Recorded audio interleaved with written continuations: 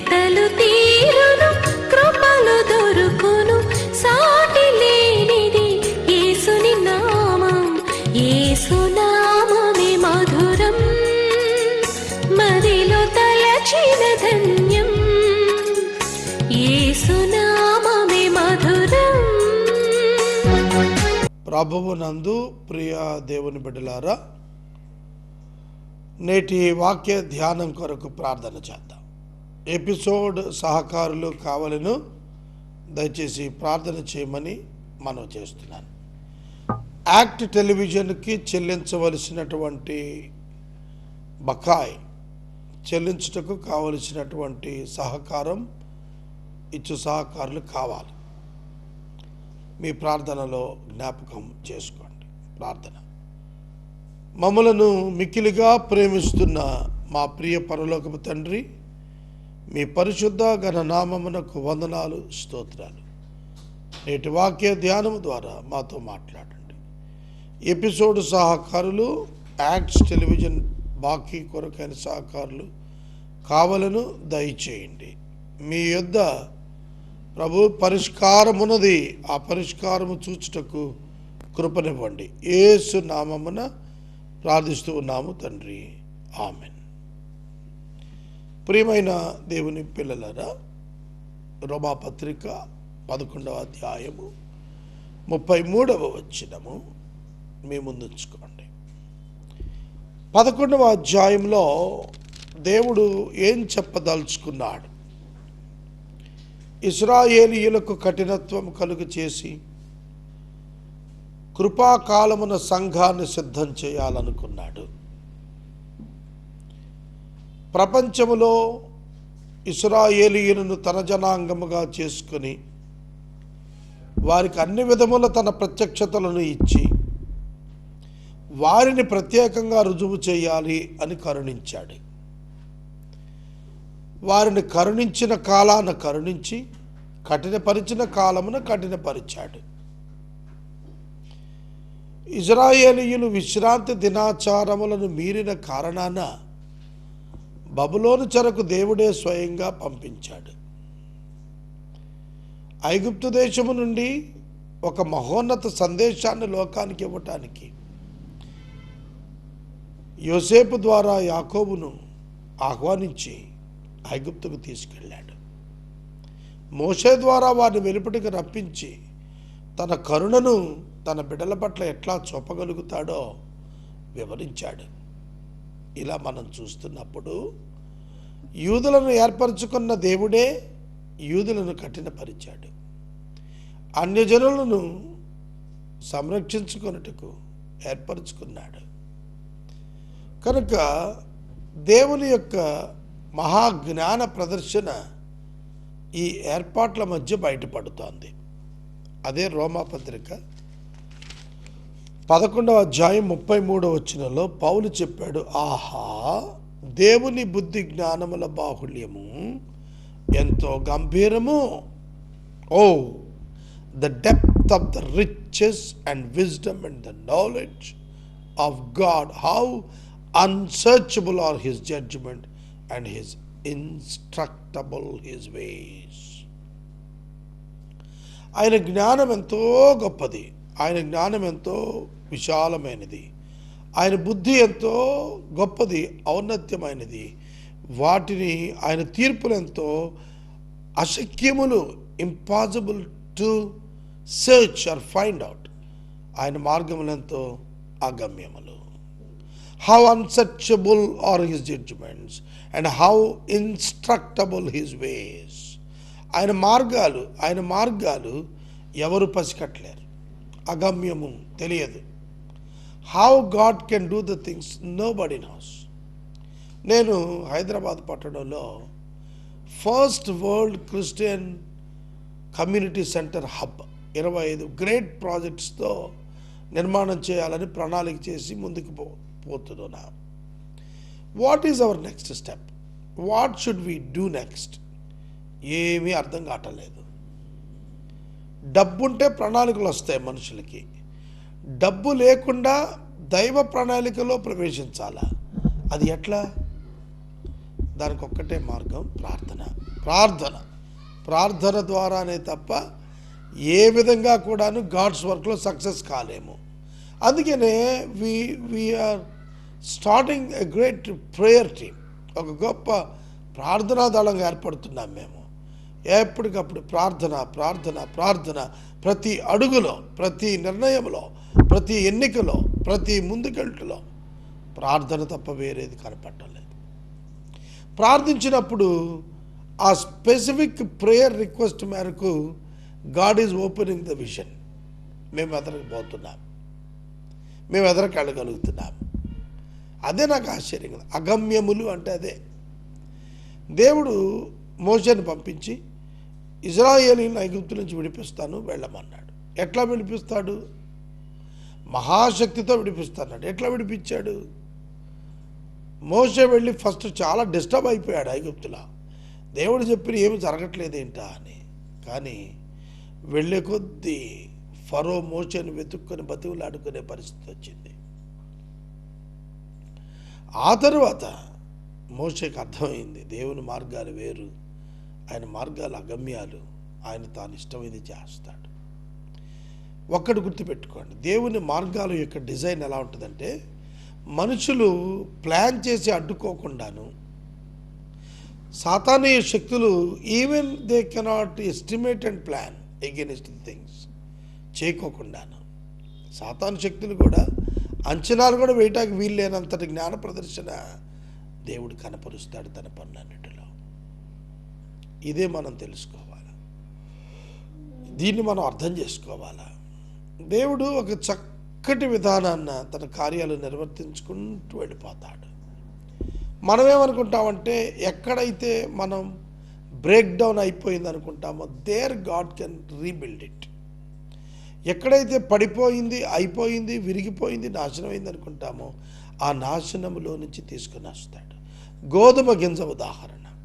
గోధుమ గింజను చూడండి, అది భూమిలో పాతినప్పుడు అది చనిపోతుంది. చనిపోయిన తర్వాత దానిలో నుంచి జీవం మొలకెత్తుకొస్తుంది. కుళ్ళిపోవాలా, చచ్చిపోవాలా, కుళ్ళిపోవాలా. గోధుమ గింజ చావాలా, భూమిలో కుళ్ళిపోవాలా, అప్పుడు దానిలోంచి జీవము చేత మొలక బయటికి వస్తుంది. అది మెత్తటి మొలక, కానీ భూమిని బద్దలు కొట్టుకుంటూ వచ్చేస్తుంది బయటికి. పలుగుతో పొడిస్తే కానీ బద్దలు కాని భూమి గోధుమ గింజ యొక్క మెత్తటి ఆ మొక్కకు దారిస్తుంది, తొలగిపోయి వెలుపటికి వచ్చేస్తుంది ఆ మొక్క. కనుక దేవుడు తన సమయంలో తాను తీసుకొచ్చేటువంటి పనులు ఆటంకాలు లేకుండా అలా అలా అలా చేసుకుంటూ వెళ్ళిపోతుంటాడు. కాబట్టి అన్నాడు పౌలు, ఆహా దేవుని బుద్ధి జ్ఞానము బాహుళ్యము ఎంతో గంభీరం, ఎంతో గంభీరం. O the depth of the riches and the wisdom and the knowledge of God, how unsearchable are his judgment and how instructable his ways. ఆయన అగమ్య గోచరాలు, ఆయన మార్గాలు. అగమ్యము, తెలియదు, అర్థం కాదు. శోధింప అశక్యము, అసాధ్యము, శక్యం కాదు. Impossible to search his ways, to know his ways. ఆయన మార్గాలు తెలుసుకోవటం చిన్న పనేం కాదు. అది అసఖ్యం మానవుడికి, అది దేవుని శక్తి చేతనే శక్యమవుతుంది, సాధ్యమవుతుంది. ఇది మనం తెలుసుకోవాలి. కనుక దేవుని యొక్క జ్ఞానము, బుద్ధి ఎంతో గొప్పది కనుక ఆ గొప్ప జ్ఞానము, బుద్ధి మనకు రావాలి. అది ఏం చేస్తుందంటే దేవుని విధానాల్ని మనం అర్థం చేసుకునేట్టు చేసి దేవుని విధానాల్లో మనం కొనసాగేటట్టుగా సహకారం ఇస్తుంది. First you need to understand the richness of his great knowledge, richness of his wisdom, richness of his wisdom. ఇది మనం అర్థం చేసుకోవాలా. తరువాత ఆయన తీర్పులు అన్నప్పుడు ఆయన ఎట్లా రెస్పాండ్ అవుతున్నాడు, ఎప్పుడు ఎక్కడ ఎట్లా రెస్పాండ్ అవుతున్నాడు, అది మనకు అర్థం కాదు. షడ్రక మెషక్ అబేద్నెగోలు అగ్నిగుండంలో పడే వరకు కూడా రెస్పాండ్ అవ్వాల. నేను అనుకుంటాను 4వ వాని రూపము దేవతల రూపమని నెబుకద్నెజరు చెప్పిన ఆ 4వ వాడు వీరికంటే ముందొచ్చి అందులో ఉన్నాడు. అందుకే అగ్ని వారిని ఏం చేయలేకపోయింది. విసిరిన వారు కాలిపోయారు, కానీ విసరబడిన వారు విహారయాత్రలో ఉన్నట్టుగా చక్కగా అగ్నిగుండంలో తిరుగుతున్నారు. పైన రాజు చూచన్నాడే, ముగ్గురిని వేశాం, నలుగురు కనబడుతున్నారే. అదే అగమ్యం, అదే అశక్యం. మనమేమనుకుంటాము, అగ్నిగుండంలో పడకుండా కాపాడాలి దేవుడు అని ప్రార్థన చేస్తాం. కానీ దేవుడు అగ్నిగుండంలో పడేసి కూడా కాపాడగలడు. అగ్నిగుండంలో పడవేసినా కాపాడగలిగే దేవుడు. ఆ పాఠం ఎప్పుడు నేర్చుకుంటావు? ఎంతసేపు శ్రమలు రాకూడదు అయ్యగారని ప్రార్థన చేయమంటావు. శ్రమలో కూడా కాపాడే దేవుడు, శ్రమలో తోడుండు దేవుడు, శ్రమను తొలగించు దేవుడు, శ్రమను భరింప చేయగలిగిన శక్తినిచ్చు దేవుడు. ఆయన ఆలోచనలు వేరు. తండ్రి నీ చిత్తమైతే ఈ గిన్నె నా ఎదురు నుండి తొలగించని యేసు సైతం ప్రార్థన చేశారు. God was silent. దేవుడు మాట్లాడలా. నీ చిత్తమే ప్రభు, నా చిత్తం కాదన్నాడు. జరిగింది, ఆయన చిత్తమే జరిగింది. జరిగినందుకు అత్యధిక లాభం ఎవరికి వచ్చింది? యేసుకే వచ్చింది. అన్ని నామముల కంటే పైనామం అయిపోయింది యేసయ్య నామం. ఎప్పుడు? శిలువ మరణము పునరుద్ధానం తరువాత. శిలువ మరణం తర్వాత అన్ని నామముల కంటే పైనామంగా యేసునామం హెచ్చించబడింది. నీవు నా కుడి ప్రక్కన ఆసీనుడము కమ్ము అని దేవదూతలలో ఎవరితోనైనాను ఎప్పుడైనాను ఆయన చెప్పినా? చెప్పలేదు. కానీ ప్రభువుకి చెప్పాడు, నా కుడి పక్కన ఆసీనుడు బాబు, నా కుడి పక్కన ఆసీనుడు బాబు అని చెప్పి ప్రభువు యేసుకు చెప్పినట్లుగా హెబ్రీ పత్రిక వాక్యంలో జ్ఞాపకం చేస్తూ ఉంది. కాబట్టి ఆయన మహాజ్ఞానం ఎంత గొప్పది, ఆయన బుద్ధి విశేషము ఎంత గొప్పది, ఆయన తీర్పులు ఎంత గొప్పవి. Nobody can understand, nobody can understand. నేను లోకాన్ని పరిశీలిస్తున్నప్పుడు మనకి ఆలోచన, ఇదిగో ఈ పొలిటికల్ పార్టీ ఈ సంవత్సరం ఈ ఎలక్షన్స్లో ఖచ్చితంగా గెలుచుద్ది అని మనకి కొన్ని సర్వేలు ఉంటాయి, ఎలక్షన్ సర్వేస్. ఆ ప్రీ ఎగ్జిట్ పోల్ సర్వేస్ వాళ్ళు చెప్తూ ఉంటారు. కానీ దాని తలంపులను తలకిందులు చేస్తూ భిన్నంగా చేస్తూ ఇంకోటి గెలుస్తూ ఉంటాడు. అదేమిటి? అదంతే. హ్యూమన్ ఎస్టిమేషన్స్తో డివైన్ జడ్జిమెంట్స్ని మనం లెక్కించలేము. ఎవరిని కరుణించి ఎవరి ప్రభుత్వం ఇవ్వాలో ఆయన ఇస్తాడు. ఇచ్చిన ప్రభుత్వాన్ని తిరస్కరించడం, తోలనాటమే మనం చేస్తూ ఉంటాము. కానీ ప్రభువు అయితే తన చిత్త ప్రకారంగా ఇస్తాడు. కనుక దీన్ని మనం గుర్తుపెట్టుకోవాలా. ఏమని? ఆయన జ్ఞానం గొప్పది, దాన్ని ఎవడు వివేచింపలేడు. అది అసాధ్యం, అగమ్యం. దాన్ని తెలుసుకోవటం మానవునికి సాధ్యం కాదు. ఒక బండ మీద పాము జరజరా పాక్కుంటూ వెళ్ళిపోయిన తర్వాత అది ఎక్కడ పాకింది ఎలా చెప్పలేము. దేవుని యొక్క జ్ఞానం విషయంలో కూడా అంత ఆయన జ్ఞానాన్ని పసిగట్టే ఎవరికి సాధ్యం కాదు. ప్రభువు మనస్సును ఎరిగిన వాడు ఎవడు? For who has known the mind of the Lord or who has been his counsellor? ఎవడు ఆయనకు ఆలోచన చెప్పిన వాడు? నో వన్, ఎవడు లేడు. ప్రభువు హృదయం ఎరిగిన వాడెవడు?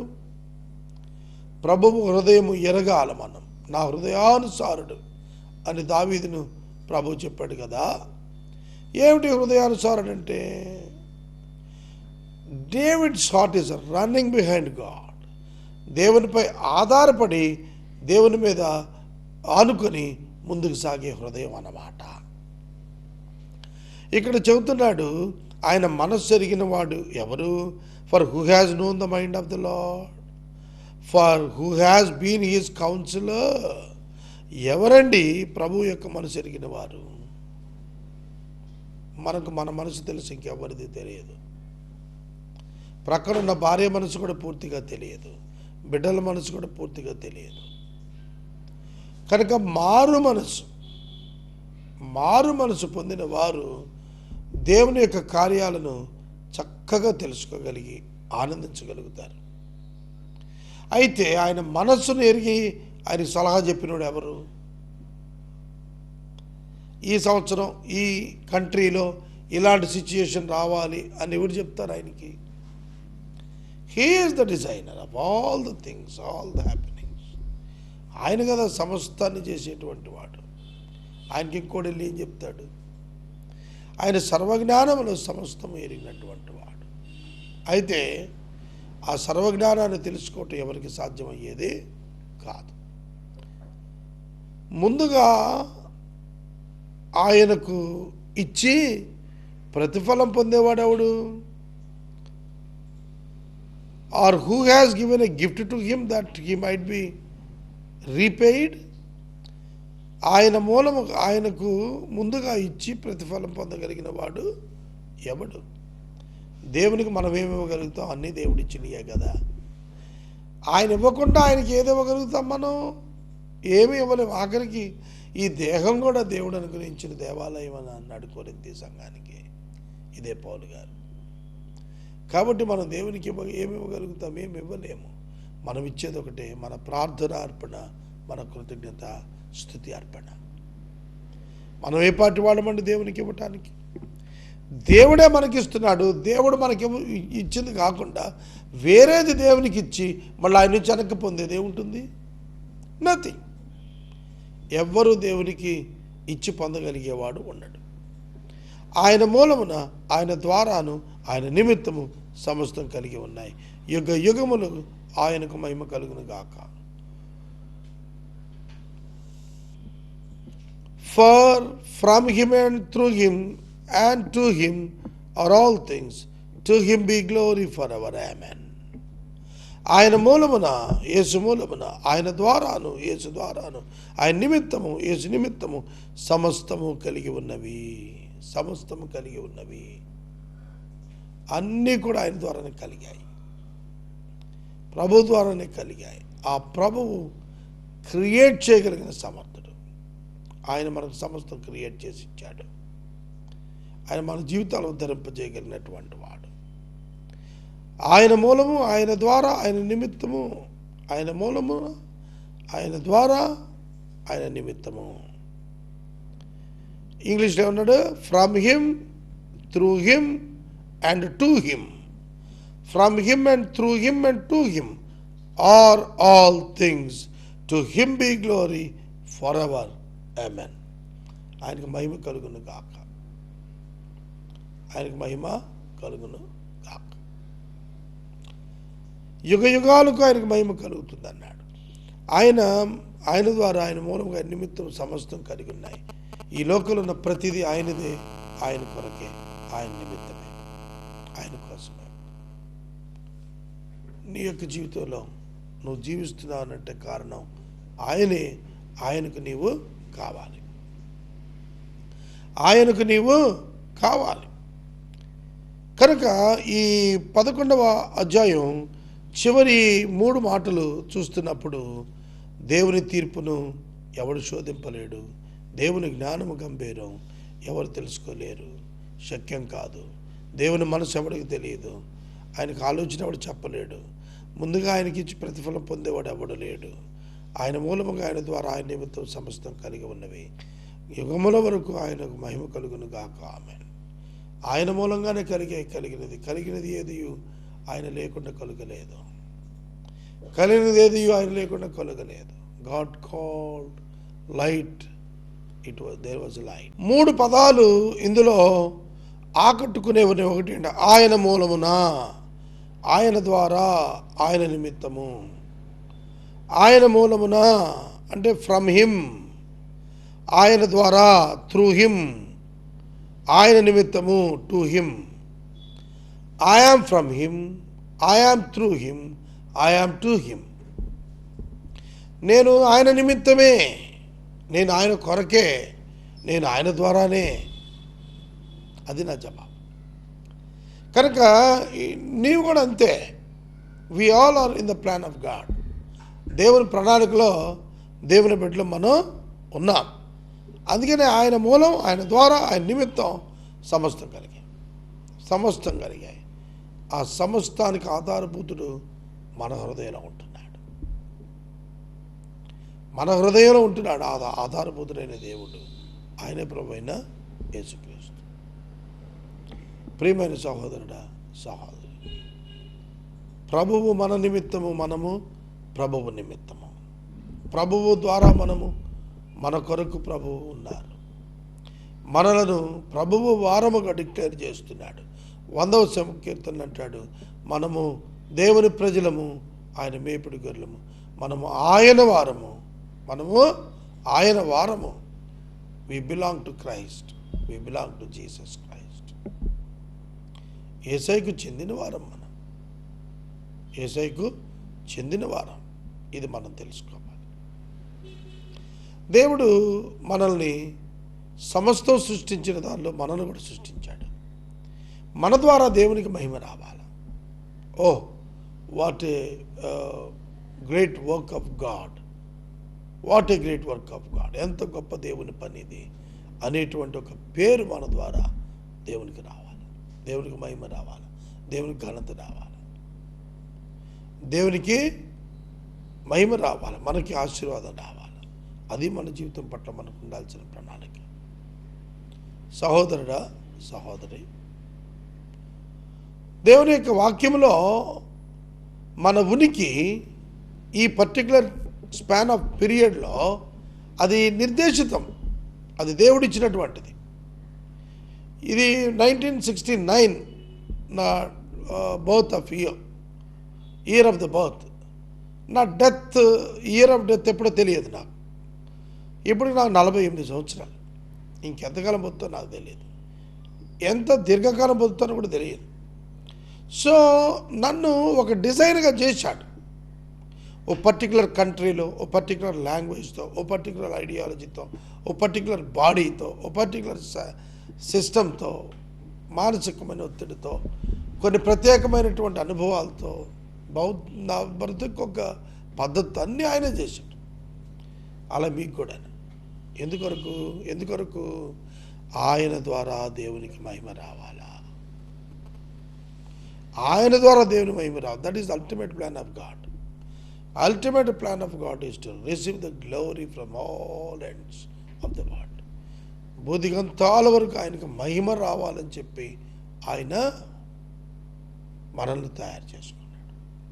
మన ద్వారా ఆయనకు మహిమ రావాలి, మన ద్వారా ఆయనకి ఖ్యాతి రావాలి, మన ద్వారా ఆయనకి ఘనత రావాలి, మన ద్వారా ఆయనకి గంభీరమైనటువంటి మనుషులు ఏర్పడాలి. అందుకు దేవుడు మనల్ని ఏర్పాటు చేసుకున్నాడు. ఇక 11వ అధ్యాయాన్ని మనం ముగించుకుంటే 12వ అధ్యాయం 21 వచనాలు. 21 వచనాల్లో కూడా చాలా గంభీరమైన ఆధ్యాత్మిక పాఠాలు నిర్ణయించబడి వివరించబడి ఉన్నవి. కనుక ఈ 12వ అధ్యాయం ప్రారంభంలో 21 వచనాలను మనం స్టార్ట్ చేస్తున్న వచనం, కాబట్టి సహోదరులారా. కాబట్టి అన్నప్పుడు 11వ అధ్యాయం ఇంటర్లింక్ అవుతుంది.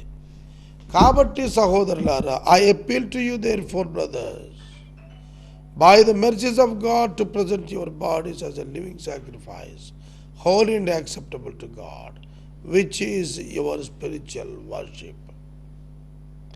ఈ మాట చదువుతుంటే ఆశ్చర్యంగా ఉంది. I appeal to you therefore brothers, సహోదరులారా, నేను మీకు మనవి చేసుకుంటున్నాను, పరిశుద్ధమును దేవునికి అనుకూలమును సజీవయాగముగా మీ శరీరాలను సమర్పించుకోండి. దేవుని పేరిట ఈ సేవ మీకు యుక్తమైనదని తెలియజేస్తున్నాను. దేవుని పేరిట ఇటు సేవ మీకు యుక్తమైంది. ఈ ఒక్క వచనం గంభీరమైన వచనం. ఇది వాళ్ళు నేను చెప్పలేను, నాకు టైం చాలదు, కానీ 1-2 మాటలు చెబుతాను. పరిశుద్ధము అనుకూలము, పరిశుద్ధతే అనుకూలం. దేవునికి మనకి మధ్య పరిశుద్ధతయే అనుకూలమైన bond and agreement. Holiness, righteousness, integrity, ఇవే దేవునికి మనకు మధ్యన ఉన్నటువంటి అనుబంధాలు.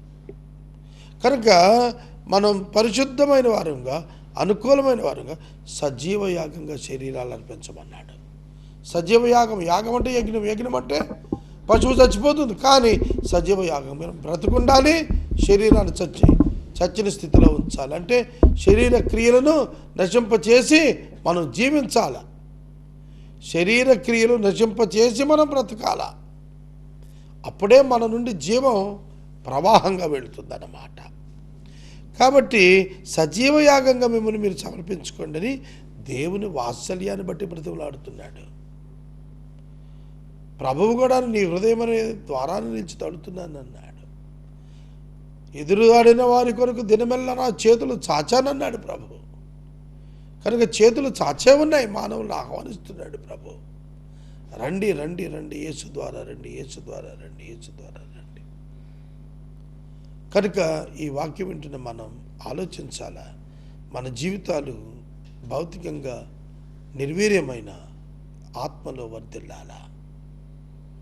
ఆత్మలో వర్ధిల్లిన వాడే నిజమైన క్రైస్తవుడు. సజీవమైన యాగంగా సమర్పించుకునే ఆ త్యాగమున్నవాడే నిజమైన క్రైస్తవుడు. ఈ సేవ మీకు యుక్తమైంది. In all everything you must obey your God. నీ దేవుడిని నీవు లోబడాలి. It is the message. నువ్వు లోబడాలి. ప్రార్థన చేసుకుందాం. తలలు వంచండి, ప్రార్థనలు ఏకీభవించండి. మమ్మలను మిక్కిలిగా ప్రేమిస్తున్న మా ప్రియ తండ్రి, మీకు వందనాలు. మీ సన్నిధిలో ప్రార్థన చేస్తున్నాం ప్రభు, మీ కార్యములు జరిగించమని. మీ యొక్క నాయన హస్తం ఉంచండి. మా ప్రేక్షకులను ఆశీర్వదించండి. రక్షణ భాగ్యం ఇవ్వండి. యేసు నామమున నడిచినాం తండ్రి, ఆమేన్. తండ్రి అయిన దేవుని ప్రేమ, కుమారుని యేసయ్య కృప, పరిశుద్ధాత్మని యొక్క అన్యోన్య సహవాసం సదాకాలం మనకు తోడైనగాక. ఆమేన్.